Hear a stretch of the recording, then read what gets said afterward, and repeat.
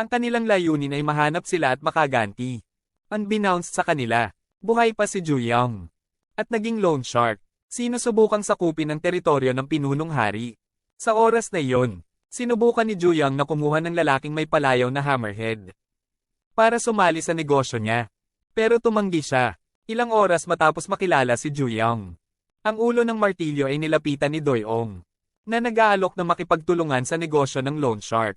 Lumalabas, ginagawa ito ni Doyong para maakit ang atensyon ng mga direktor kaya at chairman Kong sa pamamagitan ng pag-abala sa kanilang negosyo.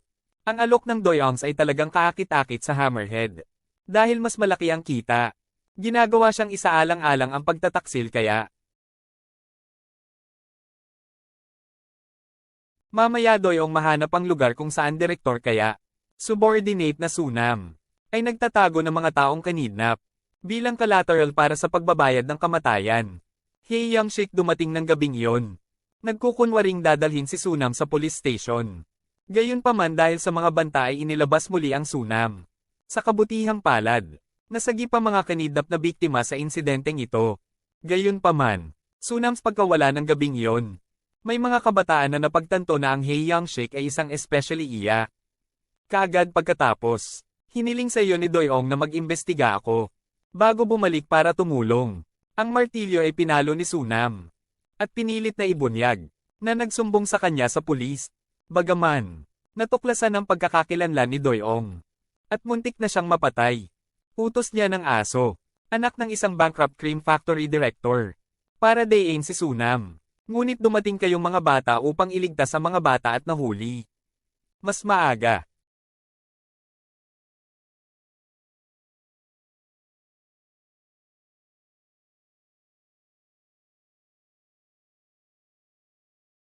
Nailigtas si Haran at dinala sa police station ni Doyong.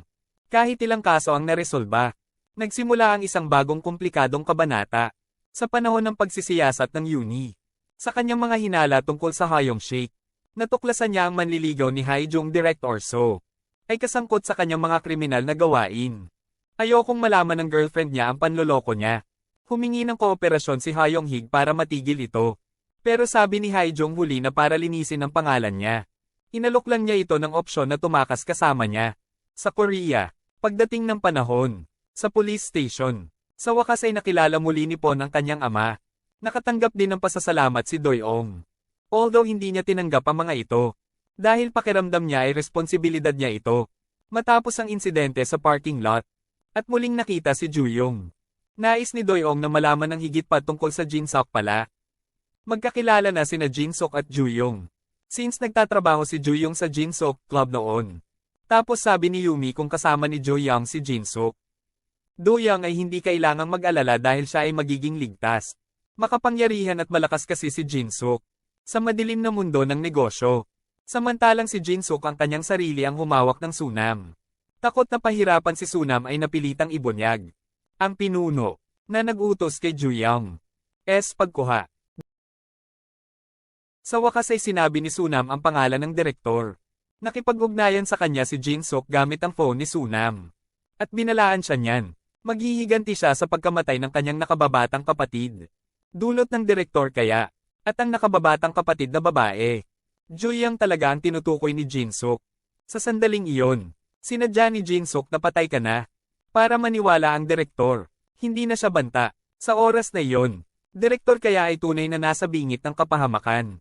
Alam din ni Young-sik na ang kanyang karera, at masisira ang relasyon. Pagkatapos, sinubukan niyang makipagtulungan kay Doyong ngunit tumanggi si Doyong. Muntik na silang mag-away, and Doyong told him to confess all his sins to Uni. Then Doyong decided na magtrabaho kasama sina Hanjo at Taehang. Ginagawa silang mga impormante niya kaagad pagkatapos. Natuklasan iyon ni Hanjo. Nagpadala ng 2 bilyon ng kumpanya ng seryo. Isa sa isang kumpanya ng panloob na disenyo. Nakainahinala dahil ang gastos ay tila masyadong mataas. Doon tinulungan ni Ponjo si Doyong na matrace ito, para malaman kung sino ang nasa likod ni seryo. Ang paniniwalang ito ay humantong sa kanila sa pinuno. Sa susunod na araw, si Jinsuk ay gumawa ng malalaking hakbang laban sa selda ng direktor. Iniulat niya ang kanyang plano na patayin siya sa Uni. Pagkatapos noon, Lahat sila ay nagtungo sa pantalan para sa kanilang sariling mga kadahilanan. Ngunit ang kanilang pangunahing layunin ay paghihiganti. Then nagkaroon ng away doon. Sa kabutihang palad, Doyong kontrolin ang sitwasyon. At nakakuha ng impormasyon tungkol sa Chairman Kong. Doyong natalo lahat ng Director So's men. But Director So binaril ni Hyong-sik. Dahil sinubukan niyang pumatay. Ikaw ang tama ng baril ay nakamamatay. At sa gayon ay isinugod sa ospital. Sa oras na iyon, dinala si Sunam sa opisina ng pulisya para magbigay ng karagdagang impormasyon tungkol sa leader Kong. Sa kabilang banda, dalhin ka, na tinanong ni Yumi na hanapin ang nagtatagong martilyo. Nakatanggap ng balita na kaya naaresto. At iyon, ang pangalan ni Tiggy ay malilinis sa lahat ng mga kaso ng pagpatay. Sa kabila ng magandang balitang ito, nag-aalala pa rin si Tiggy sa suna na iyon.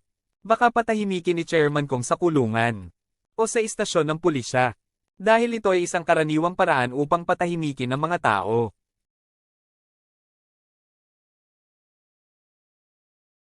Now Taekyo ay hindi pa rin ligtas sa mga akusasyon.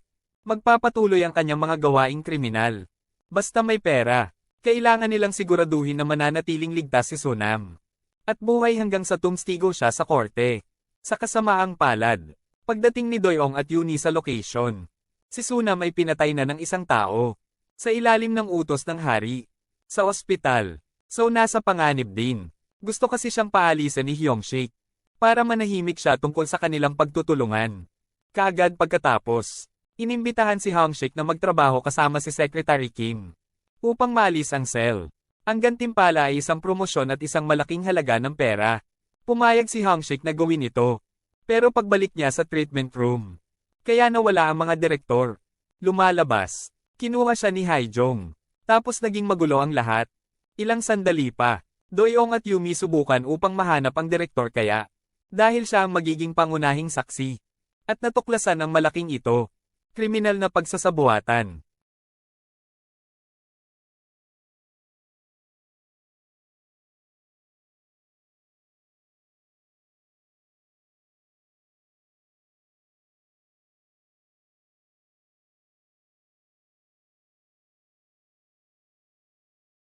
Meanwhile Juyang tried to find Haijong to catch her. At the same time, Doyong's investigation into the flow of funds led him to Haijong, who was pretending to be a representative of a fake interior design company. Juyang didn't dare to appear because Ranjo was in the room. So she asked Yumi to arrest Haijong. But before Yumi arrived, Hyong-shi got there first and forced Haijong to tell him where So was, so he could kill her.